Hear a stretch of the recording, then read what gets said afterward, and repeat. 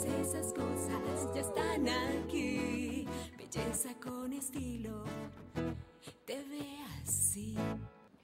Bueno, y se los anuncié hace un momento, vamos a hablar de temas de sexualidad, también importante para nuestra vida en pareja, y es un aspecto que hay que disfrutar definitivamente. Hablar con respeto, sin tabú, eso sí. Bueno, que está con nosotros el doctor Wilson Múnera, doctor Wilson. Lina y Cecilia, ¿cómo te va? Muy bien, ¿usted cómo va? Un poco agripado, pero bien. ¿Sí? Por lo demás, A metros, Doc. A metros no va a pegar la gripa, que hace poquito que me dio y casi que no se me quita. Doc, seguimos con ese tema de las Sí. parafilias o las desviaciones sexuales. También vamos a abrir nuestras líneas, 265-7757. Sabemos que es un tema que la gente casi no habla de él. Hay mucho tabú, muchos mitos todavía con respecto a eso, pero precisamente espacios como este se han hecho para eso, para que cada día aprendamos más y lo hablemos de manera tranquila y educativa, que Sí. es lo que queremos. Sí, la idea, lo que pasa es que de todas maneras el tiempo es corto para todo Sí. lo que abarcan, pues como las parafilias, que es el nombre que científicamente se le ha dado a lo que anteriormente llamamos como desviaciones o perversiones sexuales. Resumiendo, entonces es, ¿cómo definimos la parafilia? Según el DSM-4, que es un manual estadístico y diagnóstico de las asociaciones de psiquiatría, lo definen como aquella respuesta compulsiva ante un estímulo que personalmente o socialmente causa alguna alteración a la persona o a la sociedad, o un daño a la persona o a la sociedad, y que este estímulo se vuelve específico y esencial para que este individuo alcance la excitación y el orgasmo. Es decir, es la incapacidad para resistir ante un estímulo, ¿cierto?, que ocasiona un daño a otras personas o a quien la padece. También dejábamos claro la semana pasada, doctor, que hay algunos estímulos de esos que son normales. Lo que pasa es que ya es como yéndonos definir, como más a la exacto, sí, enfermedad. entonces como la enfermedad es esa parte impulsiva, compulsiva, que no Ajá. somos capaces, Y constante. específica y necesaria para que el estímulo se dé. Exacto. Entonces hay un nivel como desde de algunos gustos y preferencias sexuales que podemos tener, pero se altera o se vuelve patológico en el momento que se vuelve esencial y se vuelve específico o cuando comienza a afectar a otras personas, ¿cierto? Okay, sí. Hay otro dato que es importante, como datos generales, se presenta en forma más frecuente en los hombres, ¿cierto? No, Lina nos preguntaba la semana pasada que cuál era la causa. Dentro de la causa existen múltiples teorías, hablamos de la parte hormonal, ¿cierto? Algunos han dicho que unos niveles elevados de testosterona pudieran llevar a que estos individuos fueran más propensos a presentar las parafilias. Algunos hablan de algunas enfermedades psiquiátricas de base, ¿cierto?, o asociadas de pronto a trastornos obsesivo-compulsivos. Otros hablan de trastornos o dificultades en la educación de los niños, educación que sea más culpabilizadora y negativa ante la sexualidad. Pero entonces la idea es como no hay algo claro y específico para definir qué nos las produce. Comienzan a aparecerse y a hacerse más frecuentes o el individuo de pronto empieza a detectarlas en la adolescencia tardía o en la adolescencia cuando empieza el despertar sexual y en la adultez temprana, ¿cierto? Es como los datos importantes. La Federación Latinoamericana de Sexología la clasifica en dos tipos. Una, dependiendo del estímulo que ocasione pues la respuesta, encontraríamos entonces, dependiendo de ese estímulo, encontraríamos la pedofilia, cuando esa atracción es hacia los niños, gerontofilia, hacia los ancianos, zoofilia a los animales, necrofilia, fetichismo, ¿cierto? Y así pues, de hecho... Gerontofilia casi no existe. Gerontofilia pues no es la más frecuente, No las más frecuentes serían la pedofilia, el fetichismo, el voyerismo y el exhibicionismo. Entonces la otra clasificación es dependiendo de cómo se ejerce ese estímulo. Sería el sadismo, que es el disfrute por ocasionar dolor o sufrimiento, el masoquismo, que es quien goza del dolor, de ser humillado, y el voyerismo y exhibicionismo, ¿cierto? Más o menos como para que tengamos una idea en general. Entonces mencionaba que las más importantes serían la pedofilia, de todas maneras es de las más estudiadas y las que más ha tenido pues como atención por lo que genera pues como esto. Claro.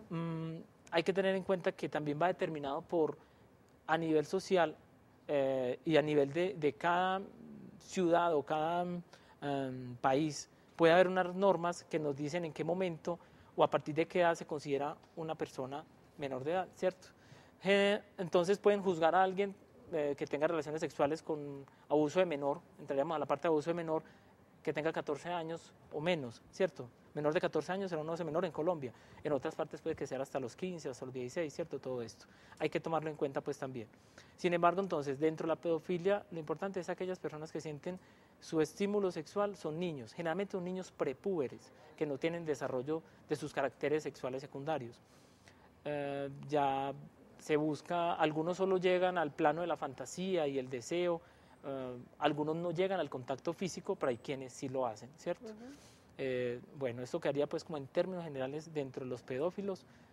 Algunos que hay defensas, algunos quienes defienden, algunas personas defienden la pedofilia o existen hasta clubes de pedófilos, porque manifiestan como una admiración exagerada hacia los niños y se pone en tela de juicio de que muchas veces son ellos, que los niños permiten el acto sexual, ¿cierto? Pero ¿por qué pasa esto? ¿Por qué de pronto un niño puede permitirlo? Por curiosidad, porque hay un regalo, porque hay sometimiento, Los temor, engañan con dulces. engaños, ¿cierto? Hay engaños que lo hacen, de pronto ellos desconocen qué es lo que está pasando y qué es lo que está sucediendo. Algunos no tienen la malicia y ellos se dejan llevar por el interés de un dulce, un juguete o cualquier cosa, y sí, como yo dije, ellos no le ponen la malicia, ellos no saben ni siquiera lo que está pasando ahí. Entonces es denigrante de todas maneras esta situación y hay que denunciarla. Dentro de las otras estaría, por ejemplo, el fetichismo. Fetichismo es aquella persona que siente una atracción por un objeto inanimado. Los más frecuentes son las ropas interiores y se encuentra también mucho la parte de los zapatos, botas, ¿cierto?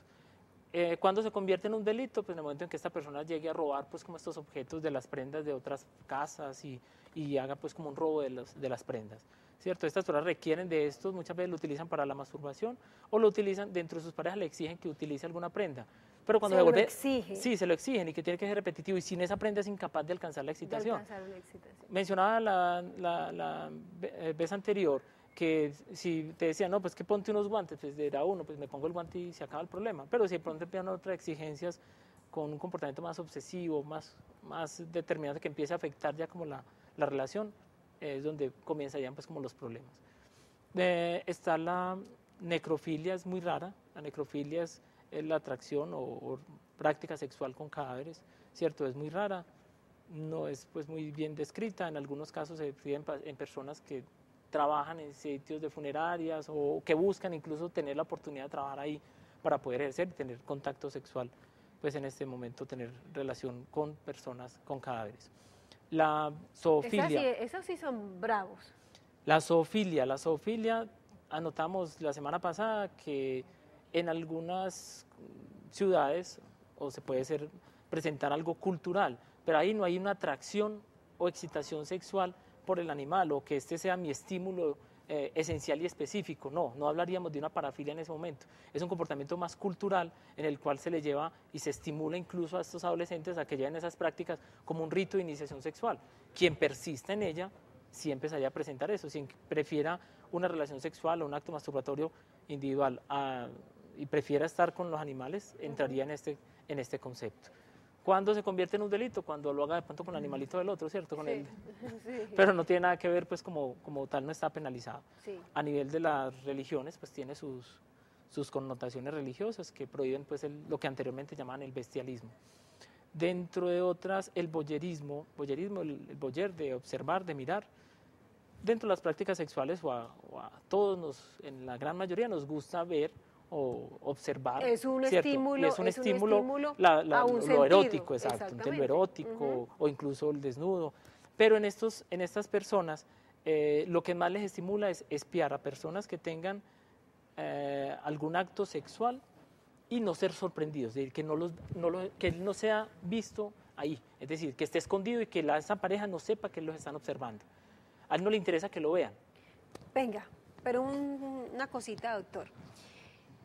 Usted decía, estimular ese sentido que es la visión, pero resulta que se puede estimular a través de internet, de una película. Pero el voyerista no lo disfruta. ¿No? Él no disfruta una película pornográfica, no disfruta a alguien, por ejemplo, van a tener relaciones sexuales para que él los vea, no disfruta eso, él disfruta es de la pareja, de la pareja, en pero vivo y en directo. En vivo y en directo, pero que no sepan que él existe, que él está por ahí, hacerlo a escondidas. O Y sea, de como hecho, esa sensación que le puede dar como el susto de que el me susto de que lo descubran. detengan, de que lo descubran, Ajá. llegan a ser tanta la compulsión y la incapacidad de frenar ese estímulo que se meten a las casas, se llegan a meter casi por la ventana, ¿cierto? Pero entonces es eso lo que le genera generalmente el estímulo. Ni las películas pornográficas generalmente no lo ocasionan. Entonces ahí entraríamos como eso, a todos nos gusta observar y mirar, Sí. pero eso hace parte dentro de todo un bagaje de sensaciones o de emociones o de placeres que buscamos, pero no es el específico, ni es compulsivo, ni llega a abarcar esos niveles. Pero a mí sí me parece grave, porque imagínese, o sea, una pareja en un momento que es tan íntimo, o sea, es una falta de respeto. Exacto, y ya empieza a meterse a la propiedad a la ajena y todo propiedad eso. ajena, claro. Otro caso de parafilia estaría la del exhibicionismo. En el exhibicionismo, lo que él busca es exhibir o mostrar sus genitales al público. Esta persona no busca que se exciten con él, él está buscando que se asusten. Es decir, lo que más le genera el placer es el susto y el miedo que puede generar, la reacción de rechazo o de miedo. No busca ser observado ni busca ser admirado. Entonces, generalmente buscan niños que se asusten, porque si buscan de pronto una mujer adulta, puede o se ríe o no le pone atención y sigue eso. Entonces ahí perdería el objetivo y no alcanzaría Pierde la satisfacción. la emoción, que Pierde es lo la que él emoción. quiere. La emoción Haciendo es- un paréntesis con respecto a eso, incluso se había escuchado de violadores que si va a intentar violar a una mujer o a una persona y no pone resistencia, sino que por el contrario, pues le hace creer que no me importa, como que el violador pues pierde Lo que pasa también es el que interés. en la parte de la violación pues ya entrarían, pues habrá quienes puedan tener una patología de base, algún trastorno de base, y está la parte ya la antisocial que lo hace en una forma de dominio, de poder y que tiene que ver con muchas otras cosas, ¿cierto? Y en el caso De del tanto vandalismo. y en el caso del exhibicionista, quiere es que la persona se asuste y Se salga asuste y salga corriendo, y eso la y excita. eso es lo que le genera a él el placer, no la parte de que se vean, de que lo admiren o algo por el estilo. Sí. Dentro de todas estas parafilias, pues hay un sinnúmero, perdón, está también el transvestismo. El transvestismo, utilizar prendas del sexo opuesto, ¿cierto? Para alcanzar excitación. En un 29% está asociado a homosexualidad. El transvestista no siempre es homosexual o no tiene un trastorno de identidad de género. Me explico, si es un hombre que se puede poner prendas femeninas, no es que él quisiera ser mujer, ¿no? Simplemente le excita el usar esas prendas femeninas. No tiene un trastorno de que yo quisiera ser mujer, es diferente. O Hay sea, o trastorno de sencillamente identidad. puede disfrutar las dos etapas, es como una dualidad. En el día soy un hombre normal, Pero no, ejecutivo, pero y no en la es- noche me transformo y lo disfruto. No es transformarse a mujer, es No. usar prendas de mujer. Lo que le genera el placer es la prenda femenina. Si en caso del hombre. ¿Ponérsela? El ponérsela, utilizarla, ¿cierto? O el vestir. Muchas veces lo asocian al transvestismo, fetichismo, ¿cierto? Como igual la prenda del fetiche, que es el objeto que le genera el placer, más el vestirla y usarla. Entonces, el vestirla y usarla es ese placer el que le genera el lucir las prendas. Le genera excitación, le genera un placer y una satisfacción a ese impulso que padece. Estamos ¿cierto? locos, Lucas, porque qué sensación puede sentir. Ah, pero ese es el momento. Por ejemplo, un hombre poniéndose un brasier, pues ahí qué bonito se va a ver. No es de que sea bonito, no, sino lo que le genera. Entonces, por eso hablamos de algo que te genera, es lo que hablamos. Entonces, diría el otro del niño, el otro diría el animal, el otro diría, ¿cierto? Podríamos de cada uno mencionar esto, por eso hablamos de que es un trastorno que sale de ¿Y ese esos trastorno casos. es normal, doctor? Eso No, no, ya eso no hay no le una hemos- línea muy delgada entre el trastorno y la Lo que pasa es que locura un cuando poquito, ¿no? dentro de estos sistemas clasificatorios los asocian a... Hay algo psicológico Hay alguna detrás. parte que mencionan y dicen, debe ocasionar culpa o sentimiento de malestar en la persona que lo padece o ocasionar un daño a terceros, ¿cierto? Lo que pasa es que muchas de estas personas no sienten No le están malestar. haciendo daño a nadie. Exacto, si no le hacen daño. Entonces, por ejemplo, un transvestista que usó sus prendas y se sienta tranquilo y lo usa en el momento que lo usó, se siente su placer, responde su respuesta y está tranquilo, pues diría Por no. eso, Pero cuando no. le empieza a generar... Él ahí no le está generando daño a nadie, no está haciendo daño a nadie. Él compró unas prendas de mujer o se las robó, lo que sea, se las puso, listo. Pero la pregunta mía, doctor, es, ¿no hay una línea muy delgada entre ese trastorno y un problema ya psicológico, ya como más bien como de en algunos momentos trastorno? sí, es decir, lo que mencionaba con respecto al origen, que hay de base algunos trastornos patológicos pudiera existir en algunas personas. Como tal, no hay una personalidad definida de quien padezca estas parafilias, ¿cierto? Encontramos diferentes matices, diferentes personas, algunos, como te decía, mencionaban trastornos obsesivos compulsivos, que pudiera haber parte de un trastorno obsesivo compulsivo, ¿cierto? Pero cuando se convierte algo en algo anormal, es cuando te genera el daño a ti, el que esa sensación, ese impulso de tener que usar la prenda para obtener un placer, me genere después, posteriormente, una depresión, un trastorno sí, de un malestar personal, entonces comienza a presentarse la dificultad. O cuando ya empieza a interferir con el otro, llámese la pedofilia, llámese la necrofilia, ¿cierto? Como todo este tipo de situaciones. Con respecto al manejo, entraríamos pues en el caso, pues está la parte legal y penal, dependiendo del tiempo, porque algunas parafilias fueron consideradas como tal años anteriores, otras, dependiendo de la ciudad, el tiempo, la ubicación, todo esto, van a ser penalizadas por la ley. Diferentes lugares entrará su penalización. Y la otra, el manejo psiquiátrico, que también tendría que ver en parte con manejo psiquiátrico, manejo hormonal, en algunas personas hacen supresión hormonal para disminuir pues como esa parte impulsiva.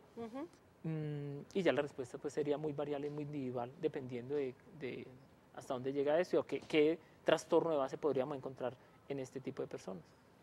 Ok, bueno, ahí ya están cubiertas todos los trastornos que hacen parte de... Pues se quedarían muchas, ¿no? Hay hasta por imágenes, hay por lo que quieran, por estatuas, por muchas cosas. Es decir, pues digamos que estas son como las pero más... la idea general es, sí, las más... Definirlas. Exacto. La idea general es que es una compulsión que me genera una respuesta, una compulsión ante un estímulo que me genera excitación. Eso es como algo. Y ahí pudiera hacerlo ante cualquier cosa. Bueno, doctor Wilson Múnera, muchísimas gracias. Recuerden, queridos televidentes, que los teléfonos del doctor Wilson aparecen al final en los agradecimientos. Ustedes también se pueden comunicar con nosotros a través de nuestro correo bellezaconestilo@cosmovisión.tv. Por ahora los voy a invitar para que escuchemos una recomendación que nos tiene Cali en el día de hoy.